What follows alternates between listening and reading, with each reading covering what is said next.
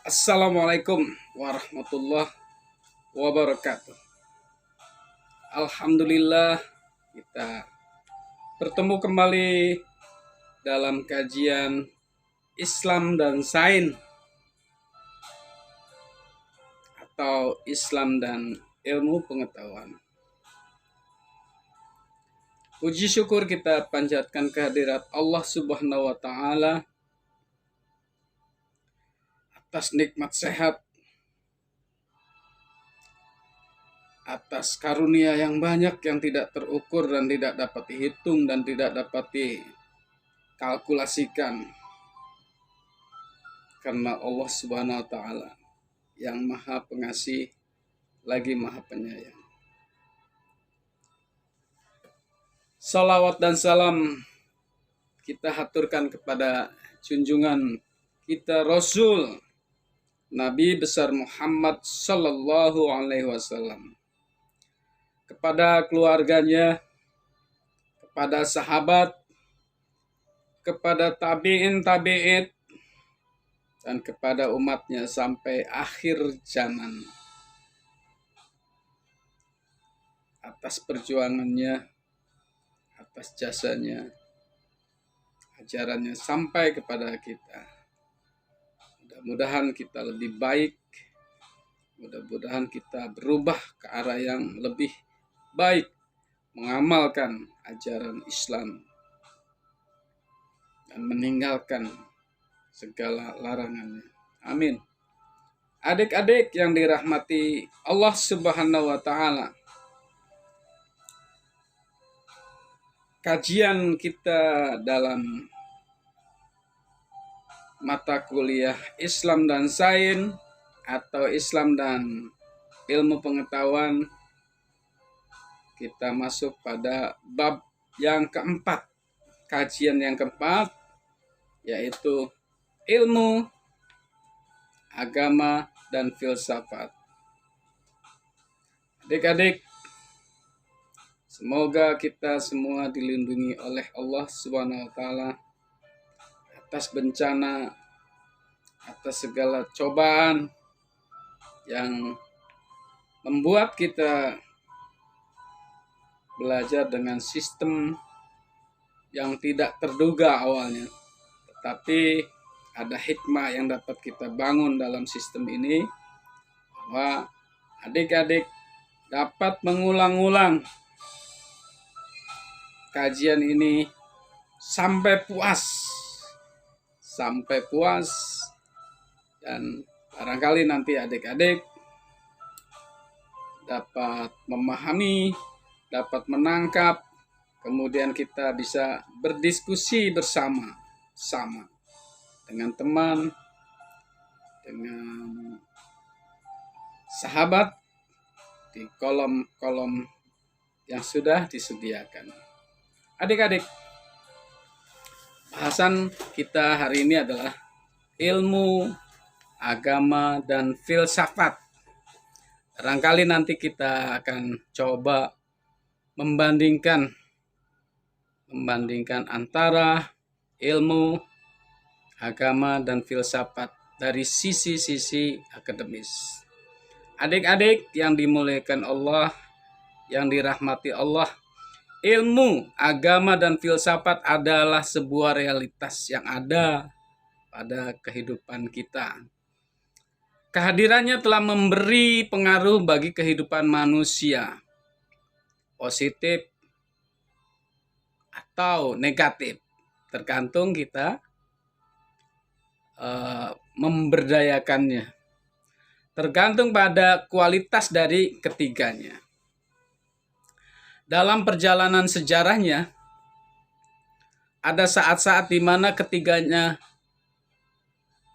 pengetahuan tersebut hidup berdampingan dan saling mengisi. Dan ada saat-saat di mana ketiga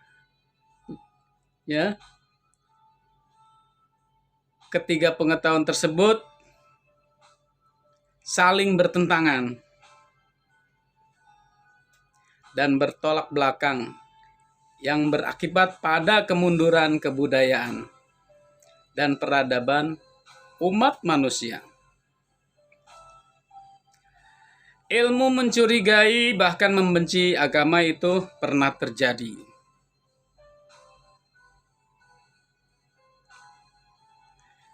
Kemudian karena agama sebagaimana terjadi pada peristiwa-peristiwa yang terjadi pada lokasi di Eropa. Ketika mereka saling mendikotomi, saling membenci satu sama lain. Para ilmuwan membenci agama dan para agamawan membenci ilmu pengetahuan. Dan di berbagai belahan bumi lainnya pernah berbuat anarkis terhadap ilmu. Dan sebaliknya, ilmu juga pernah melakukan penistaan terhadap agama. Ketika ilmu misalnya mengatakan bahwa agama adalah candu bagi masyarakat. Itu suatu tuduhan yang luar biasa, tidak mengenakan bagi penganut agama. Dan sekarang juga banyak yang berpandangan seperti itu, bahwa agama candu di dalam masyarakat. Candu apa itu candu? Orang ketagihan sekali ketika sudah merasakannya, candu. Kemudian agama adalah alat penghibur bagi kaum tertindas. Agama menjadi alat penghibur bagi kaum yang tertindas. Misalnya kita pernah dijajah oleh negara Belanda.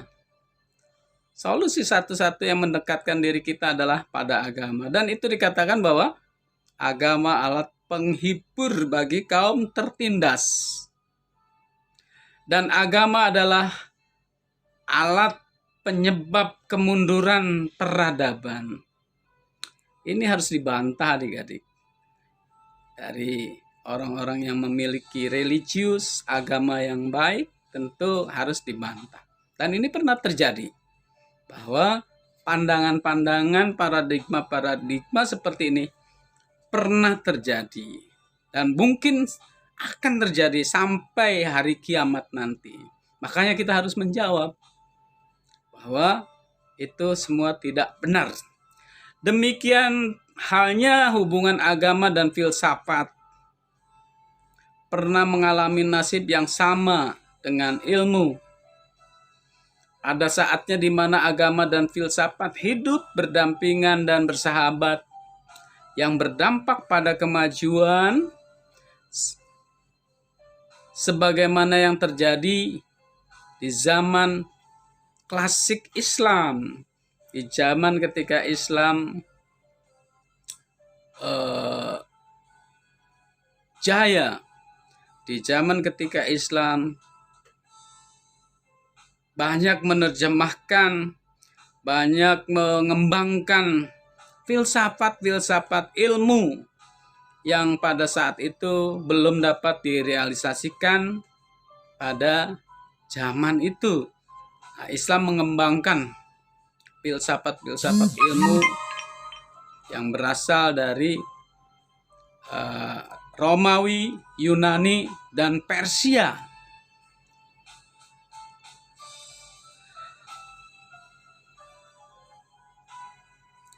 Khususnya zaman Al-Ma'mun. Dan ada saatnya di mana agama dan filsafat dipertentangkan dan membawa dampak kemunduran. Sebagaimana yang terjadi pada zaman pertengahan di mana Islam pada saat itu mundur. Karena Eropa sedang menggeliat,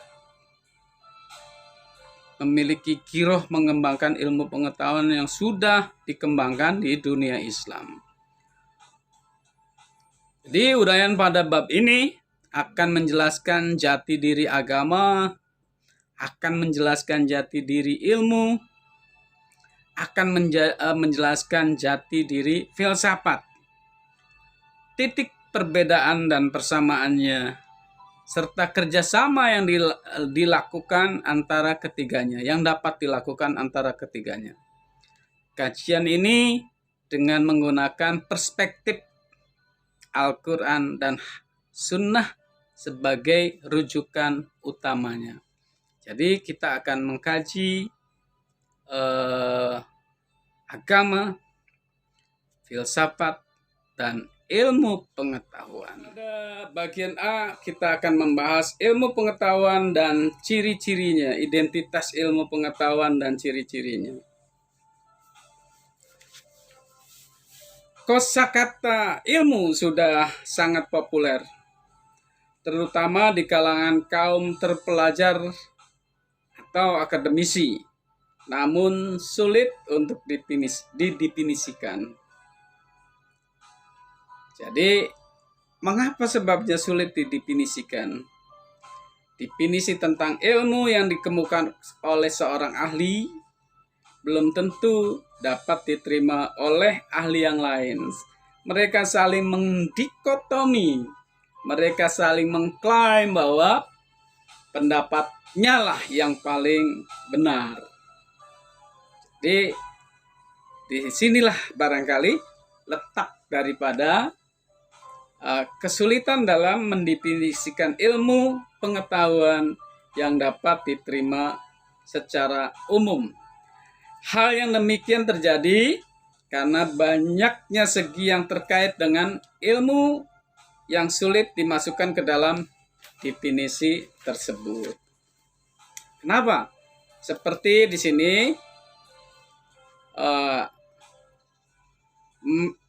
objek, barangkali ada perbedaan pendapat. Kemudian ada metode, kemudian ada macam-macam tujuan dan manfaat. Di kalangan masyarakat Islam, pada umumnya ketika disebut ilmu, maka yang ada dalam pikirannya adalah sesuatu yang di dalamnya berisi pengetahuan atau informasi yang digunakan manusia untuk menjelaskan sesuatu. Jadi, pengetahuan atau informasi yang digunakan manusia untuk menjelaskan sesuatu. Dalam kaitan ini, maka Al-Quran, syariat, as-sunnah, Islam, iman, ilmu spiritual, hikmah, dan ma'rifah atau sering juga disebut cahaya atau nur. Kemudian ada pikiran, ada sains, khususnya ilmu yang kata jamaknya ulum, dan pendidikan yang kesemuanya menghimpun semua hakikat ilmu. Dalam pandangan masyarakat barat tentu saja tidak dapat diterima. Karena pandangan masyarakat barat sesuai dengan kita yang sudah kita bahas tempo lalu, bahwa yang dimaksud dengan ilmu itu adalah pengetahuan yang bersifat ilmiah. Yang bersifat ilmiah. Di sini dengan ciri-ciri antara lain sistematik. Apa itu sistematik? Yang dimaksud dengan sistematik adalah bahwa teori dan konsep yang terdapat dalam ilmu tersebut sudah tersusun dengan rapi, yang didasarkan pada alasan-alasan tertentu yang bersifat logis, yang bersifat masuk akal. Nah, itu baru satu ya, sistematis. Jadi yang kedua apa? Yang kedua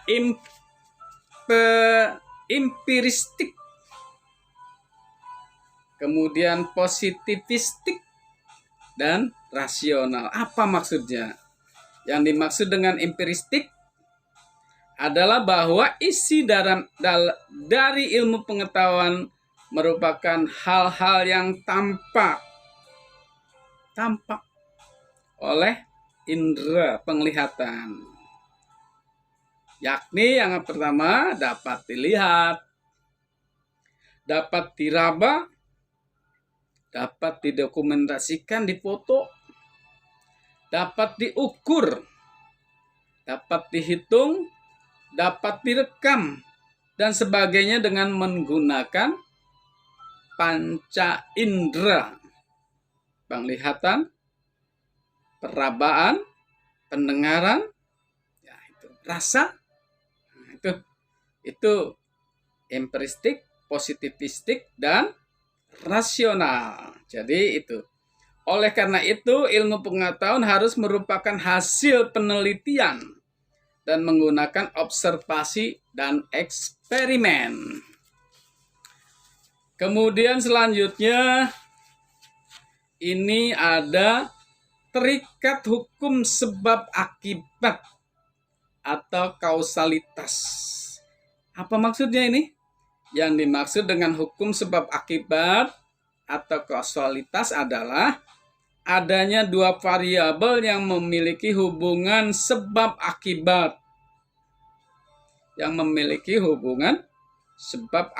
Misalnya, karena tanaman tersebut dirawat, dipupuk, disirami, dipelihara, dan ditanam di tanah yang subur dalam cuaca yang sesuai, maka tanaman tersebut tumbuh dengan subur.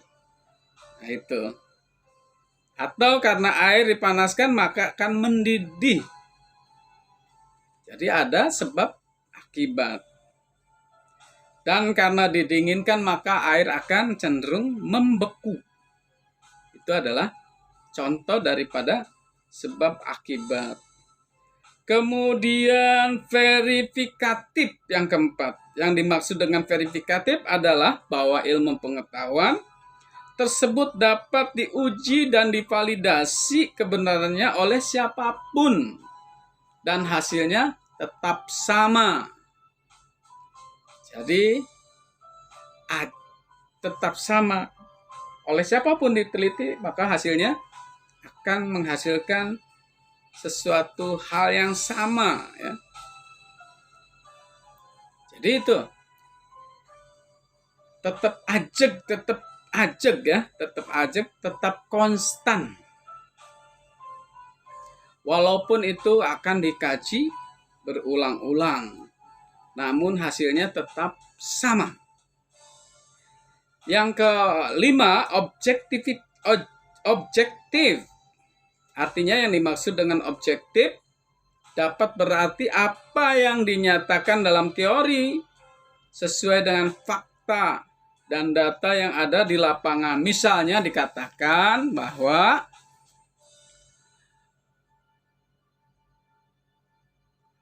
mayoritas penduduk di Indonesia adalah Muslim. Ini ketika orang menyatakan demikian maka didukung oleh data dan fakta. Ya, dapat diukur data dan faktanya. Jadi ini salah satu contoh daripada objektif. Kemudian yang keenam adalah relatif dan nisbi. Maksudnya adalah suatu keadaan yang tidak mutlak atau tidak benar selamanya, melainkan kebenaran tersebut dibatasi oleh masa berlakunya. Terutama ilmu pengetahuan sosial. Hal ini terjadi karena ilmu pengetahuan sosial didasarkan pada data dan fakta. Sedangkan setelah melewati berpuluh-puluh tahun, fakta dan data tersebut pasti berubah. Maka teori yang dirumuskan juga berubah. Jadi itu, maka teori yang dapat dirumuskan juga berubah. Kemudian yang ketujuh adalah dialektik. Maksudnya adalah sesuatu selalu berkomunikasi dan berinteraksi dengan fenomena alam, fenomena sosial, fakta, dan data. Melalui dialektik ini, maka berbagai teori yang telah dirumuskan itu mengalami pembaruan dan peninjauan kembali untuk selanjutnya dilakukan perubahan. Kemudian yang 8, time response yang tetap. Di sini adalah reaksi yang ditimbulkan dari sebuah percobaan atas teori ilmu pengetahuan yang dapat diperkirakan dan dapat dihitung waktu yang digunakan atas respon tersebut. Misalnya jika air dipanaskan dari sejak mulai dari diletakkan di dalam bejana hingga mendidih, dapat dihitung waktu yang digunakannya. Sehingga di sebuah restoran mungkin barangkali kalau diminta estimasinya berapa menit, dapat diperkirakan waktunya. Jadi itu. Atau misalnya di restoran ya, bahwa kita sering memesan, estimasinya berapa menit Bu?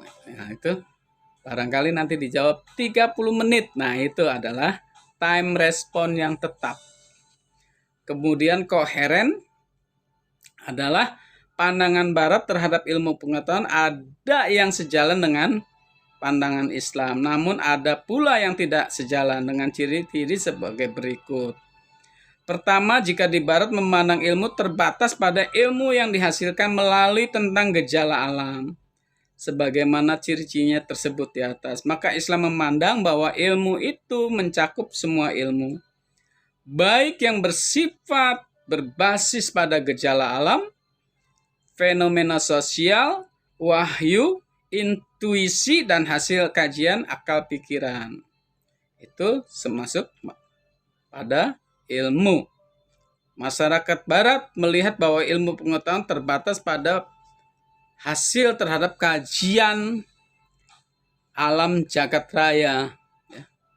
Sedangkan hasil kajian terhadap fenomena sosial, wahyu, dan lainnya dinamakan pengetahuan.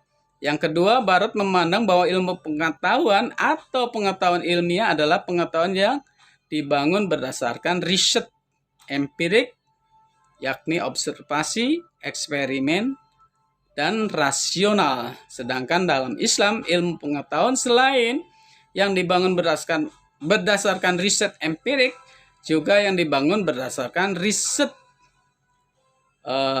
bayani atau ijtihadi, irfani, dan jadali. Ketiga, barat memandang bahwa ilmu itu netral dan tunduk sepenuhnya pada hukum alam atau kausalitas, sebab akibat. Sedangkan Islam mengakui bahwa adanya hukum kausalitas bukan bersifat netral, atau melainkan memandang hukum kualitas sebagaimana hukum Allah, sunnatullah, sunnatullah yang atas kekuasaannya. Bisa saja di sini Tuhan mengadakan sesuatu di luar hukum kausalitas.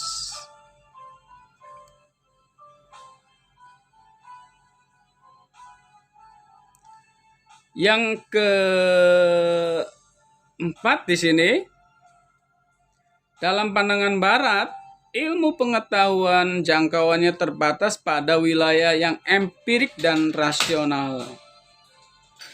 Sedangkan ilmu dalam Islam selain menjangkau wilayah tersebut yang empirik dan rasional, juga yang bersifat metafisik, spiritual, dan moral. Jadi pandangan itu berbeda.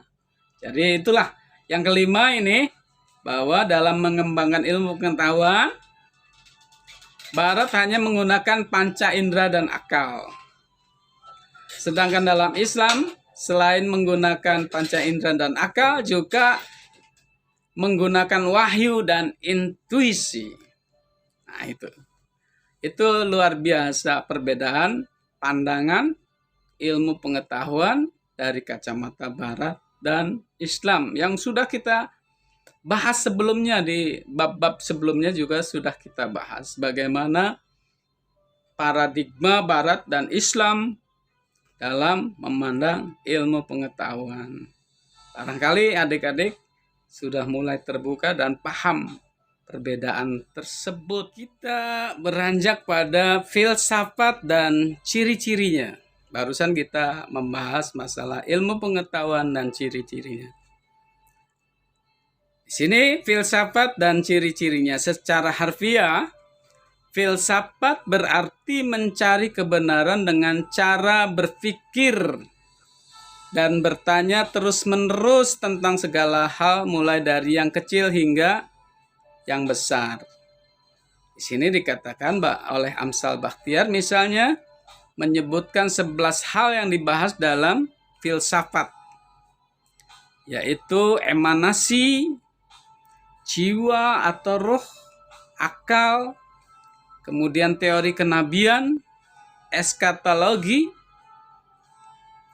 kebaikan, kejahatan, alam antara kodim dan baru, pengetahuan Tuhan, hukum kausalitas, hukum sebab akibat, kemudian ruang dan waktu. Berbagai hal yang dibahas dalam filsafat tersebut bersifat sistematik, mendalam, bersifat radikal, bersifat universal, spekulatif, induktif, deduktif, reflektif, dan dialektif. Sistematika di sini maksudnya adalah bahwa berpikirnya teratur dengan menggunakan ilmu logika atau ilmu mantik. Barangkali ada bahasan ilmu mantik secara tersendiri ya. Sehingga terhindar dari kesalahan dalam mengambil kesimpulan. Misalnya menggunakan logika deduktif yang bertolak dari premis mayor, premis minor, dan konklusi. Setiap yang bernyawa pasti akan mati. Ini premis mayor. Jadi manusia di sini adalah makhluk yang bernyawa. Manusia diposisikan dalam premis minor. Jadi manusia di sini pasti mati. Manusia di sini pasti mati itu adalah konklusi, kesimpulan dari cara berpikir dari mayor, minor, dan konklusi. Selanjutnya ketika menggunakan logika induktif, maka dimulai dari yang berpisah-pisah kemudian dikumpulkan. Kemudian dicari unsur persamaan dan perbedaannya dan disimpulkan dengan mencari persamaannya. Misalnya di sini ada sejumlah sepatu dengan bahan, warna, model, kualitas, harga, tahun pembuatan, tempat produksi yang berbeda-beda. Dengan menyebut bahwa hakikat sepatu adalah alas kaki. Namun terdapat unsur persamaannya. Di sini unsur persamaannya apa? Semua sepatu adalah sebagai alas kaki. Maka semua jenis sepatu dapat dihimpun. Ya, dihimpun dari penyebaran-penyebaran yang berbeda, dihimpun dalam satu kesimpulan.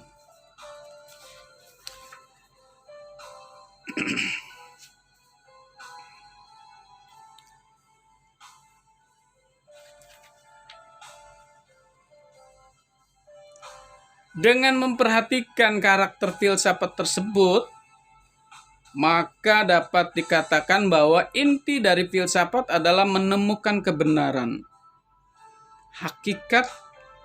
Menemukan hakikat, menemukan inti atau substansi tentang segala sesuatu yang selanjutnya digunakan sebagai bahan untuk pegangan dalam menjelaskan segala sesuatu yang terjadi dalam kehidupan. Namun demikian, karena kosakata filsafat ini berasal dari luar, yakni philo yang artinya cinta, dan sophia yang artinya pengetahuan, maka di kalangan para pengamat memiliki penilaian yang bermacam-macam terhadap kehadiran filsafat Islam utamanya.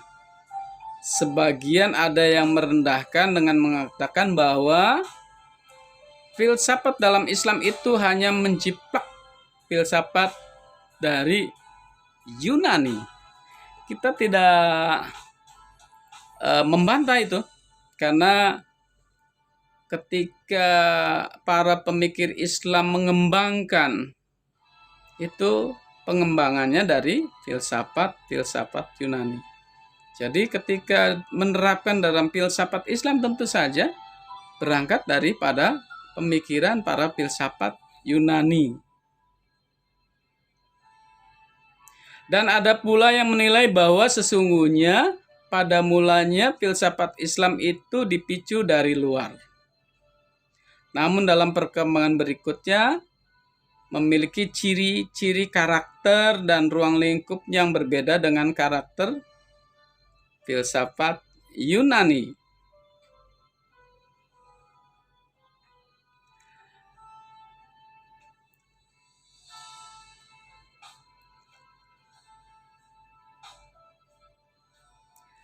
M.M. Sharif, Oliver Leaman, dan Al-Farslan Achike, sebagaimana dikutip oleh Samsudin Arif dan Dinar Dewi Kania, misalnya mengatakan bahwa filsafat Islam tidak bermula dengan Al-Kindi dan berhenti dengan kematian Ibnu Rushd sebagai produk dialektik,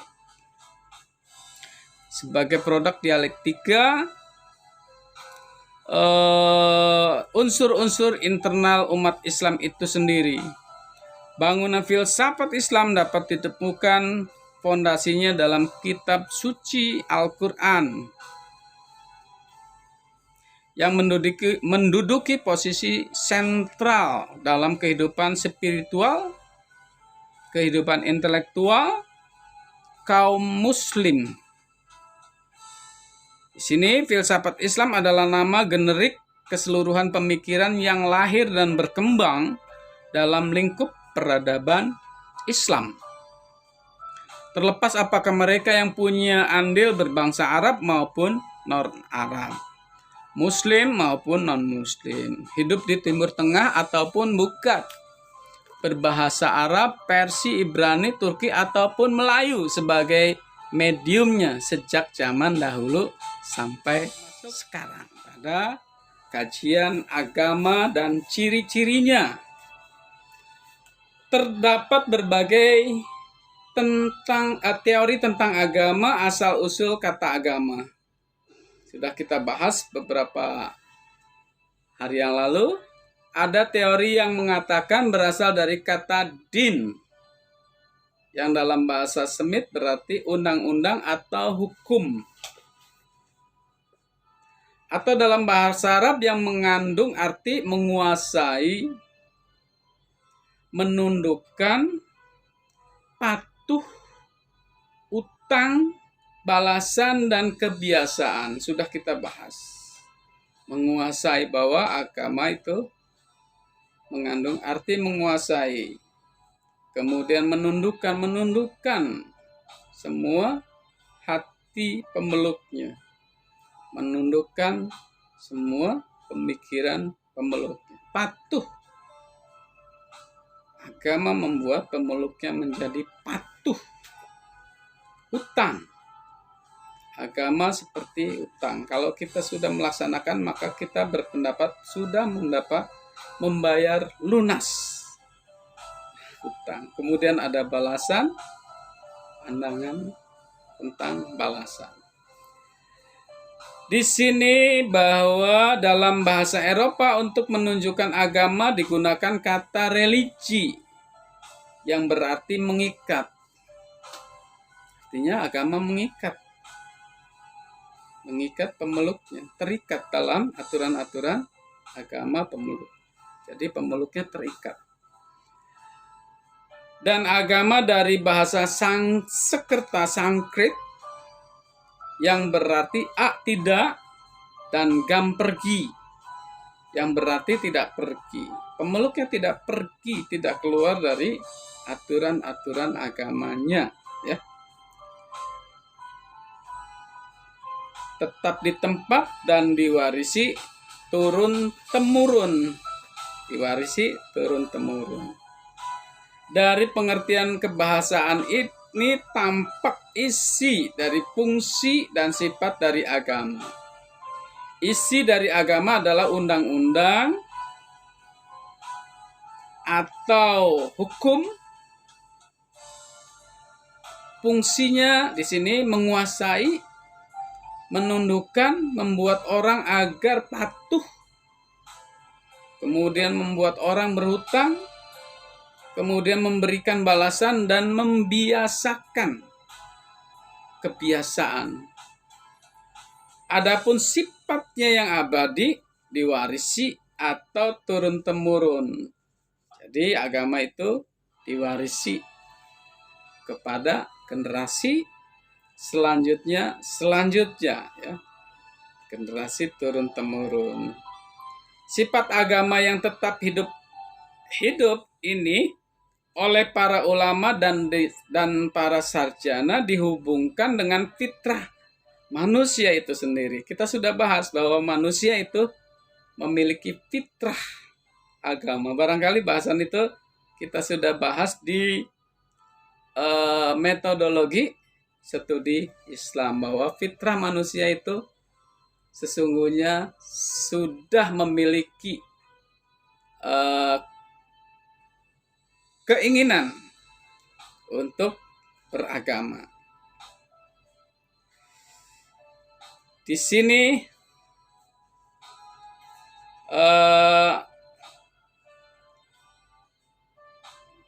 bahwa di sini fitrah manusia sendiri sebagai makhluk yang memiliki potensi mempercayai adanya kekuatan di luar dirinya yang disebut Tuhan.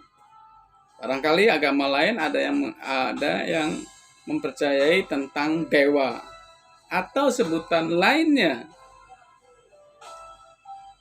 While Durant, seorang penulis yang tidak percaya kepada agama manapun,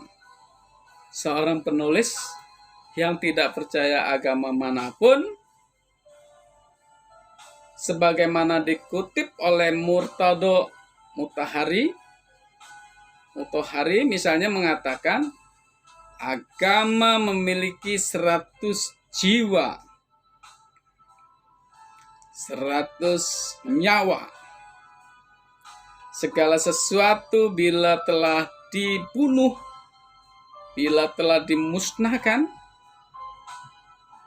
pada kali pertama itu pun ia sudah mati untuk selama-lamanya. Jadi segala sesuatu yang bila sudah dibunuh atau dimusnahkan maka akan mati selama-lamanya. Tetapi kalau agama tidak. Jadi di sini kecuali agama katanya. Sekiranya ia 100 kali dibunuh, ia akan muncul lagi dan kembali hidup setelah itu. Jadi agama itu merupakan fitrah kebutuhan setiap insan, ya. Kebutuhan setiap insan. Melalui kajiannya lebih lanjut, para ahli menemukan berbagai definisi tentang agama dalam konteks yang digunakan oleh masyarakat. Misalnya, ada yang mendefinisikan agama sebagai pengakuan terhadap adanya hubungan manusia dengan kekuatan gaib yang harus dipatuhi. Kemudian mengikatkan diri pada suatu bentuk hidup yang mengandung pengakuan pada suatu sumber yang berada di luar manusia dan yang mempengaruhi perbuatan-perbuatan manusia itu sendiri. Dari pengertian ini, maka di sini kita dapat mengatakan bahwa suatu agama dapat diketahui melalui unsur-unsur yang terdapat di dalamnya, ya, dapat diketahui. Ini kita tidak membahas secara agama satu agama, tetapi ini berangkat dari pandangan agama dan ciri-cirinya. Yang pertama apa?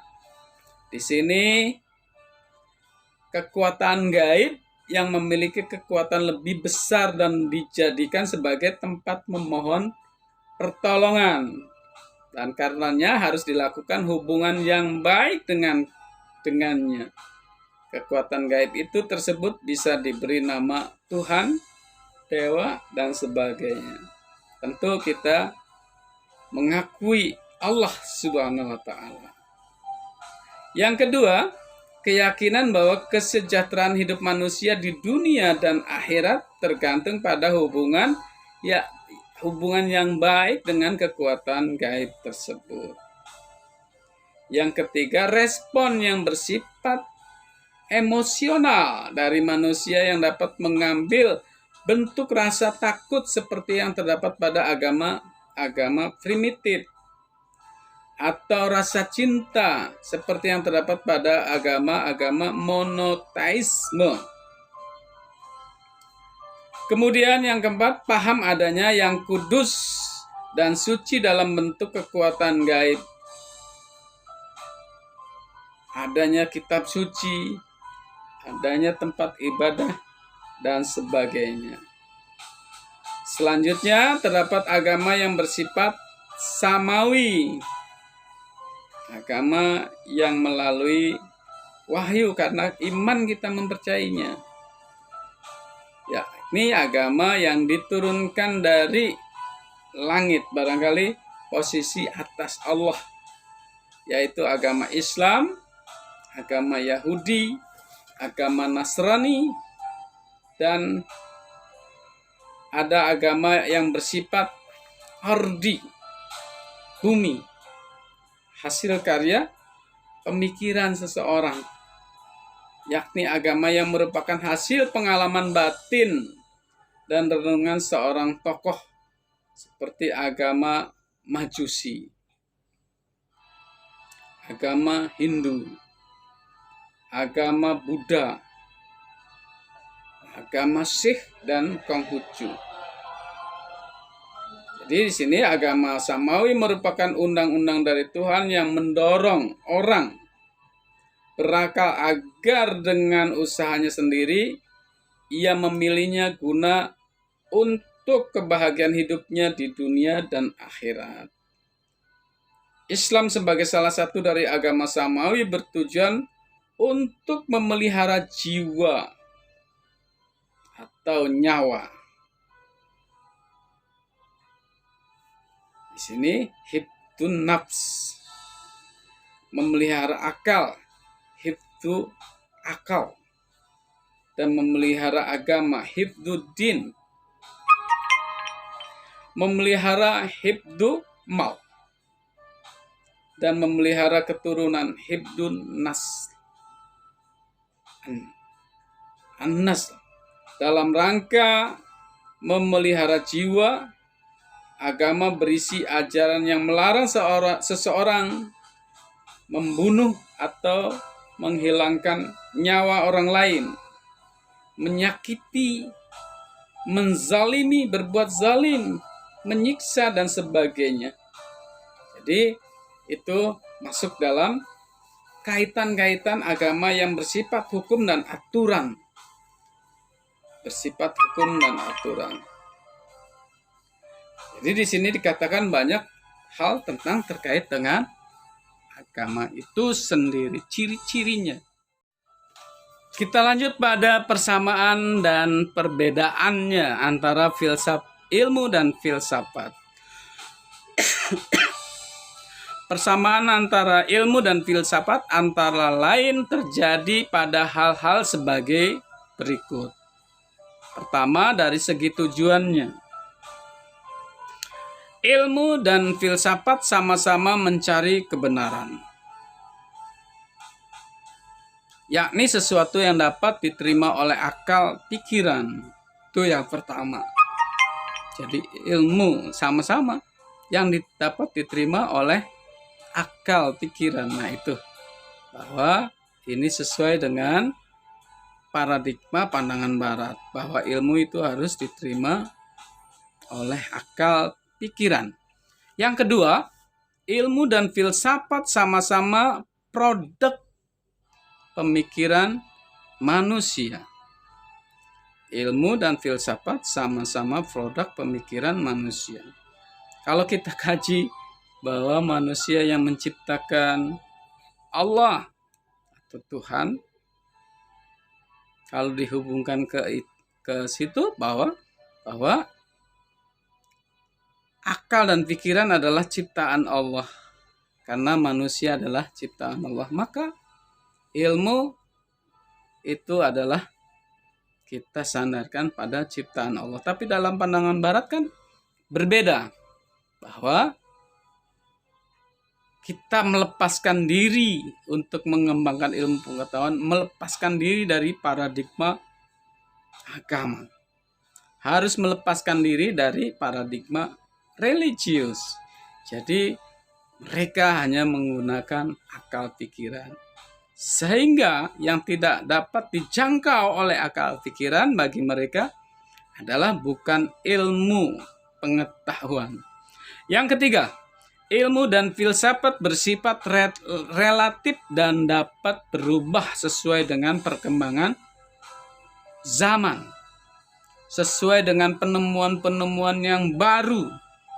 Karena ilmu itu konon adalah hanya koma, belum ada titik. Sampai nanti ada penemuan-penemuan, ada penemuan-penemuan yang baru, ada teori-teori yang baru, itu. Jadi ilmu dan filsafat sama-sama produk pemikiran manusia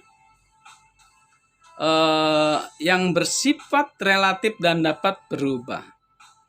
Keempat, ilmu dan filsafat bersifat terbatas jangkauannya. Bersifat jangkauannya hanya dapat diukur ketika akal mengukurnya. Selain itu, maka itu tidak masuk pada wilayah ilmu dan filsafat, yakni wilayah yang dapat dijangkau oleh panca indera dan akal pikirannya. Nah itu. Jadi tidak mereka percaya dengan adanya kekuatan atau pengetahuan yang bersifat non fisik. Jadi yang bersifat, mereka tidak percaya dengan hal-hal yang sifatnya tidak dapat dirasa, diobservasi, diteliti, tidak dapat diraba, tidak dapat dilihat. Mereka tidak percaya. Itulah persamaan dan perbedaan, persamaan ilmu pengetahuan, ilmu dan filsafat. Adapun perbedaannya, yang pertama, ilmu bersifat khusus atau spesifik, sedangkan filsafat bersifat menyeluruh. Filsafat bersifat menyeluruh. Ilmu misalnya hanya membahas bagian tertentu dari manusia, misalnya khususnya mengenai fisiknya saja, seperti biologi, atau khusus mengenai jiwanya, seperti psikologi. Dan dari fisik tersebut dibagi lagi, misalnya ada ilmu yang membahas tentang kulit, ilmu yang membahas tentang mata, telinga, gigi, tenggorokan, jantung, lever, dan ginjal. Adapun filsafat membahas semua aspek dari manusia dari segi hakikatnya yang dapat dipikirkan dan dipahami, dan bukan dari segi luarnya yang dapat diamati. Dari hasil kajian secara menyeluruh tentang manusia tersebut, maka lahir kesimpulan bahwa manusia adalah binatang yang berpikir. Al-hayawan an-natik, hayawanun natik, binatang yang berpikir. Itu perbedaannya. Yang kedua, ilmu menjangkau hal-hal yang bersifat empiris, yang melalui observasi dan pengamatan. Sedangkan filsafat menjangkau hal-hal yang bersifat abstrak. Nah, kalau kita lihat bahwa filsafat ini hampir sama dengan keyakinan kita terhadap agama, ya. Menjangkau yang bersifat hal-hal yang bersifat abstrak, seperti emanasi, jiwa atau roh, akal, teori kenabian, eskatologi, kebaikan dan kejahatan, pengetahuan tentang Tuhan, hukum kausalitas, sebab akibat, ruang, waktu, dan etika. Jadi berbeda. Jelas itu perbedaannya antara ilmu dan filsafat. Yang ketiga, perbedaan yang ketiga adalah ilmu adalah hasil atau bagian dari filsafat. Ilmu adalah cabang-cabang dari filsafat. Filsafat itu diumpamakan seperti ibu. Nah, ilmu pengetahuan adalah anak-anaknya. Jadi di sini bahwa ilmu adalah hasil atau bagian dari filsafat. Sedangkan filsafat bukan hasil dari ilmu. Dengan kata lain, filsafat adalah induk daripada cabang-cabang ilmu pengetahuan. Kita bahas tentang ilmu, filsafat, dan agama. Persamaan antara ilmu, filsafat, dan agama antara lain yang pertama, sama-sama membawa kebenaran, walaupun sifatnya berbeda. Di sini kebenaran ilmu dan filsafat relatif dan nisbi, sedangkan kebenaran agama mutlak dan abadi.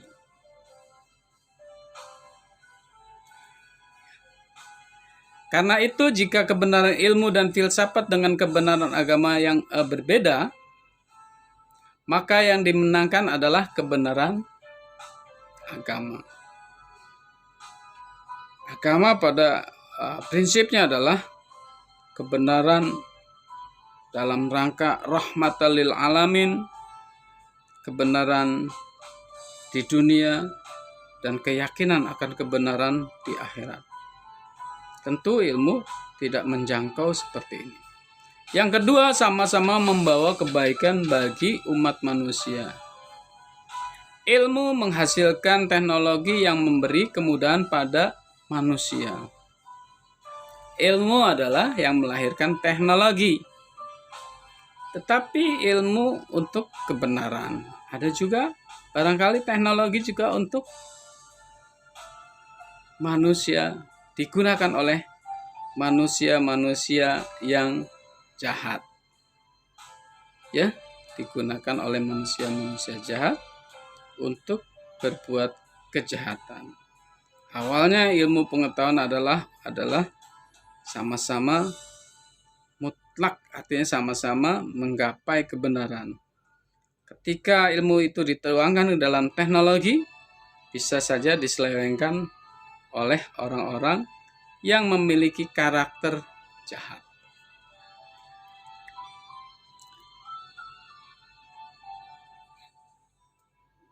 Filsafat menunjukkan hakikat atau kebenaran tentang sesuatu.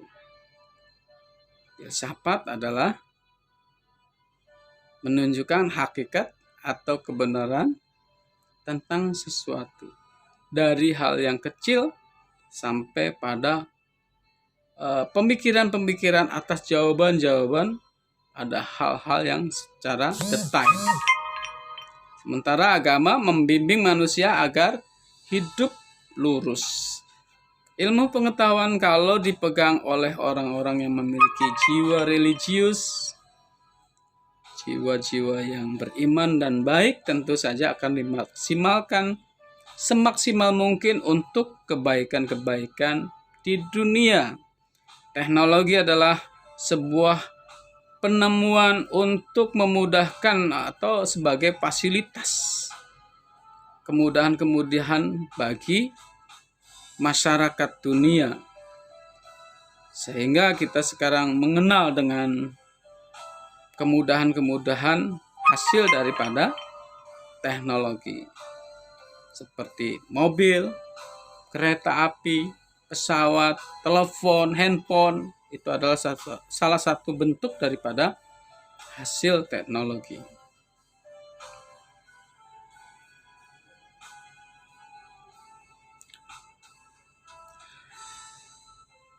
Yang beriman dan bertakwa kepada Allah, berakhlak mulia terhadap sesama manusia. Ketiga, ilmu filsafat dan agama sama-sama membawa kepada kemajuan. Dalam rangka melaksanakan atau mencapai tujuan agama yang terkait dengan memelihara jiwa, perlu peraturan yang menjaga keamanan manusia.